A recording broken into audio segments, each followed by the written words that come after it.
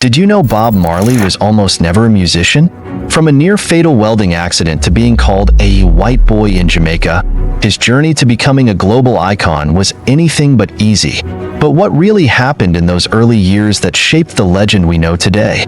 You won't believe the struggles he faced before becoming the king of reggae. Nestled in the tranquil highlands of 9 Mile, within Jamaica's Saint and Parish, a child named Robert Nesta Marley came into the world on February 6, 1945. His origins were shaped by two contrasting heritages. His father, Norval Sinclair Marley, was a white Jamaican of British descent, while his mother, Cedella Malcolm, was a young Afro-Jamaican woman. Norval, a former British Army officer significantly older than Cedella, had minimal involvement in his son's upbringing. His absence cast a long shadow over Bob's early years, and his passing when Bob was merely 10 years old solidified the obstacles the young boy would face.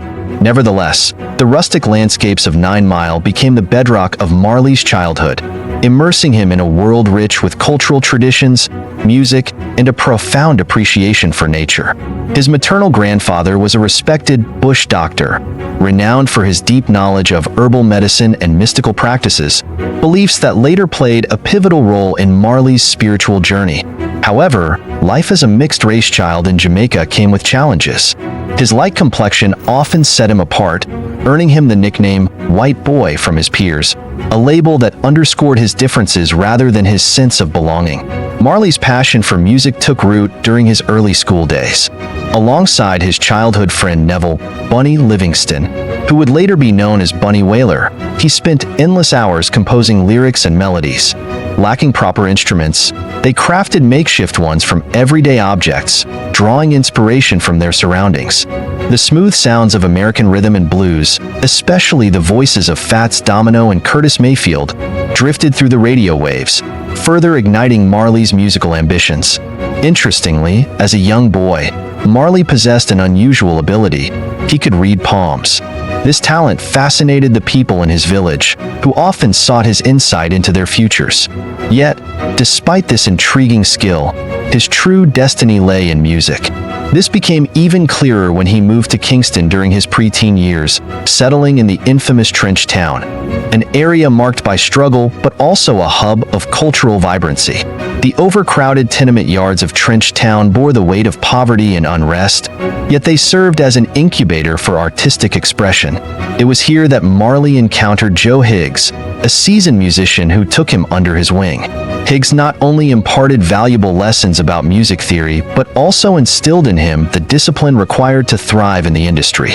Through Higgs, Marley strengthened his bond with Peter McIntosh, later known as Peter Tosh. Together, they laid the foundation for what would evolve into the legendary group, the Wailers. During these formative years, Marley also took on an apprenticeship as a welder, a demanding and hazardous trade. His fate took a drastic turn when he suffered a serious eye injury from a stray piece of metal. This near-tragic incident led him to a life-changing decision: to abandon welding and fully dedicate himself to music. His first real break arrived in 1961 when producer Leslie Kong recognized the potential in the young Marley and gave him his first opportunity to record. Bob Marley's first recorded track, Judge Not, failed to make a significant impact, yet it marked his official entry into the professional music world. Undeterred by the initial lack of success, he remained committed to refining his craft. The group he formed alongside Peter Tosh and Bunny Wailer, initially called the Wailing Wailers, gradually developed a signature sound. Their music bore strong influences from ska, a forerunner to reggae, blending American jazz, rhythm and blues, and Jamaica's own Minto traditions. In 1963, they recorded Simmer Down, a track that struck a chord with Jamaica's marginalized youth. The song's core message was clear, urging aggressive young men to embrace peace instead of violence. Simmer Down skyrocketed to popularity in Jamaica, bringing the Wailing Wailers into the public eye. However, fame did not translate to financial security. The harsh reality of the music industry forced Marley to make a difficult decision. In 1966, seeking a better future, he left Jamaica for Wilmington, Delaware, where his mother had relocated. In the United States, he took on various factory jobs, including working at a Chrysler assembly plant. The experience left him feeling disconnected from his roots and reinforced the realization that material success alone could not bring true fulfillment. Marley's time in America was brief. He soon returned to Jamaica, this time with a deeper sense of purpose. Upon his return, he underwent a life-changing spiritual awakening, embracing Rastafarianism. This movement, centered on African identity, unity, and resistance against oppression, resonated deeply with him. Rastafarian beliefs shaped not just his lifestyle but also his music, turning his songs into vehicles for social change. As he and his bandmates transitioned from ska to a slower, more rhythmic sound, reggae was beginning to take shape. By the early 1970s, the genre was gaining international recognition, with Marley at its helm. His music reflected themes of struggle, perseverance, and hope, messages that spoke to people far beyond Jamaica. A defining moment came in 1972 when the Wailers landed a contract with Island Records, opening doors to a global audience. Their album Catch a Fire wasn't just a collection of tracks, it was a meticulously crafted masterpiece designed to captivate listeners worldwide. The response was immediate. Marley was no longer just a Jamaican sensation. He was now an emerging international figure. However, creative differences soon led to fractures within the Wailers. By 1974, Peter Tosh and Bunny Wailer departed to forge their own paths in music. Rather than let this setback slow him down, Marley adapted. He restructured the Wailers with new members and continued pushing reggae to new heights.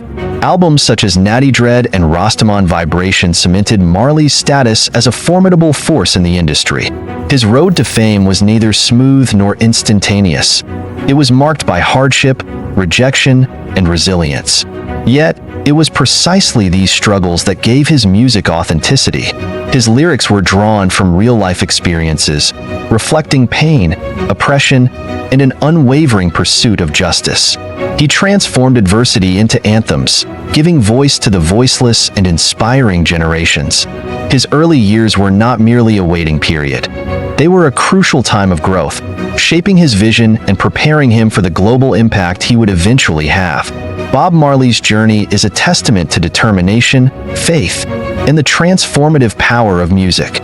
From the quiet hills of 9 Mile to the bustling streets of Trench Town, from the sparks of welding workshops to the glow of studio sessions, from moments of rejection to becoming a revolutionary artist, his struggles laid the groundwork for his greatness.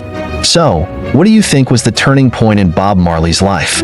Was it the welding accident that forced him into music, his spiritual awakening with Rastafarianism, or his relentless hustle in Trench Town? Let us know in the comments below. Do you think Marley would have become a legend without these struggles? Drop your thoughts and don't forget to like, share, and subscribe for more incredible stories about the icons who changed the world. And hey, if you could ask Bob Marley one question, what would it be? Let's keep the conversation going.